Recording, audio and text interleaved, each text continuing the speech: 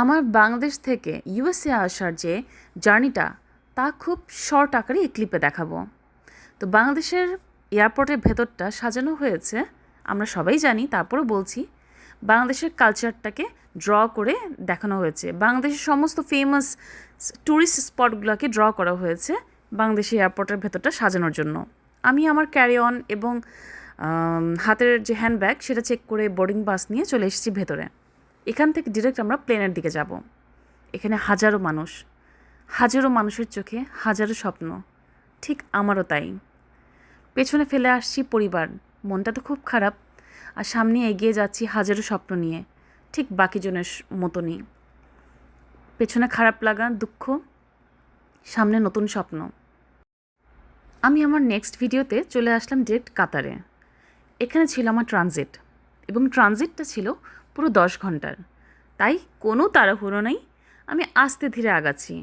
আর আমার প্লেন যেহেতু ল্যান্ড করেছিল রাতে, বেশ রাতে, অলমোস্ট বোধহয় 1:30 বা 2টো ছিল, তো মানুষজন খুব কম ছিল, কোনো প্রেশার ছিল না। আমি আস্তে ধীরেই হেঁটে হেঁটে আগাচ্ছিলাম এবং পাশটা দেখছিলাম কত পরিষ্কার, কতটা মানে শান্তশিষ্ট, মানুষ কতটা ডিসিপ্লিনড।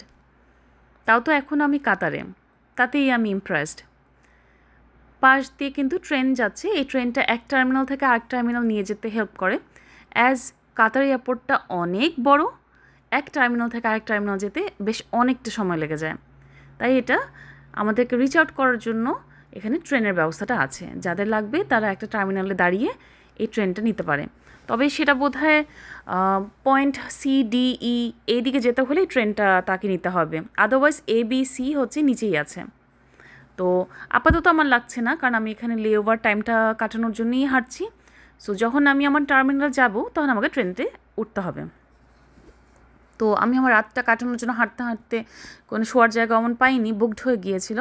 তো এখানে বেশ জায়গা ছিল, তা আমি ভাবলাম যে এখানেই আমি রেস্ট করে নিই। এখনও আমেরিকা পৌঁছায়নি, বাট আমেরিকান এয়ারলাইন্স দেখে কেমন যেন একটা হার্টবিটটা একটু ফাস্ট হয়ে যাচ্ছে, অলমোস্ট স্কিপ করছে। তো আমি আমার কানেক্টিং ফ্লাইট যেটা ছিল সেখানে বোর্ডিং পাসটা নিয়ে নিতে চলে আসলাম, কারণ কোনোভাবেই যেন আমার নেক্সট কানেক্টিং ফ্লাইটটা যেন মিস না হয়, সেটা ভয়ে আমি আগেই বোর্ডিং পাসটা হাতে নিয়ে নিচ্ছিলাম। এখানে আবারও সেই ইমিগ্রেশন ক্রস করতে হবে, ক্যারি অন চেক করাতে হবে। তো আমি আমার টার্মিনালটা জানতে পারলাম যতটুকু, যে সেটা ইর দিকে। তো টার্মিনাল ইটার জন্য আমাকে সেই ট্রেনটাতে উঠতে হবে। তো যেহেতু একা, অনেকজনকে জিজ্ঞেস করে করে হেল্প নিয়ে নিয়ে আমি আগে যাচ্ছিলাম। এবং যাওয়ার সময় এই এয়ারপোর্টের যে স্পেশালিটি, এই পান্ডাটা, অ্যাকচুয়ালি এটার এন্টায়ার স্টোরি আমি জানি না। তো যেহেতু একা ছিলাম, কাউকে বদারও করিনি জিজ্ঞেস করার জন্য। তো ভাবলাম সবাই ছবি তুলছে, আমিও ছবি তুলে ফেলি। যদিও আমার প্রিভিয়াসলি ক্যানাডা ট্রাভেলে এই ছবিটা আমি তুলেছিলাম, বিকজ আমার ট্রানজিট এই কাতারেই ছিল। যেহেতু আমি কাতার এয়ারলাইন্সেই খুব বেশি ট্রাভেল করা হয়, তো এখানে আমি একা একা অনেক ছবি তুলে নিলাম, কিছু ভিডিও করে নিলাম টিকটকের জন্য। এখানে কত রকমের মানুষ, ইরানি, আফগানিস্তানের, তারপর ইন্ডিয়ান, রাশিয়ান, তারপর প্রত্যেকটা কান্ট্রির মানুষ এখানে। আমি শুধু এক্সপ্লোর করছিলাম, ভালো লাগছিল। কিন্তু সত্যি কথা, একা একা এক্সপ্লোর করাটা কিন্তু আসলে আমি এনজয় করি না, অনেকে এনজয় করে। আমার মনে হয় সাথে আমার পার্টনার থাকলে, সেটা ফ্রেন্ডস হতে পারে, ফ্রেন্ডস হতে পারে, ফ্যামিলি হতে পারে, আমি তাহলে হয়তো একটু বেশি এনজয় করতাম। তো হাঁটতে হাঁটতে এখানে অনেক খাবার রেস্টুরেন্ট আছে, ডিউটি ফ্রি শপ আছে, ভাবলাম একটু ক্লিপটাকে একটু বড় করার জন্য ভিডিও করে নিই। তো কত রকম ব্র্যান্ডেড দোকান আছে, তারপর ডিউটি ফ্রি শপগুলোতে অনেক কিছুই পাওয়া যাচ্ছে। ঘুরে ঘুরে দেখছিলাম, কারণ সময়টাকে তো পার করতে হবে। এক জায়গায় শুয়ে বসে থাকলে তো সময় পার হবে না ভালোভাবে, তাই ভাবলাম একটু ঘুরে ঘুরে দেখি। তো ঘুরে ঘুরে দেখছি, অনেক কিছু আছে এখানে। মনটা তো খারাপ, দেশে ফেলে এসেছি, বাবা মা, স্বামী, বাচ্চা, মনটা খারাপ। কিন্তু আবার নতুন নতুন জিনিস দেখতে ভালোই লাগছে, মনটা কেমন জানি করছে। এখানে আমি আসলে শুয়ে বসেছিলাম এই জায়গাটাতে। তো আমি খুঁজে খুঁজে সেই ট্রেনটা আবার বের করে ফেলেছি, কারণ আমার টার্মিনাল ইতে যেতে হবে। সো আমি ট্রেনটাতে বসে পড়লাম, যদি আমি খুবই কনফিউজ ছিলাম যে ট্রেনটার কোন দিক দিয়ে দরজাটা খুলবে বের হওয়ার সময়, কারণ প্রত্যেকটা দিকে ডোর আছে এবং প্রত্যেকটা ডোরই খুলছে যে যেদিকে আর কি বের হবে।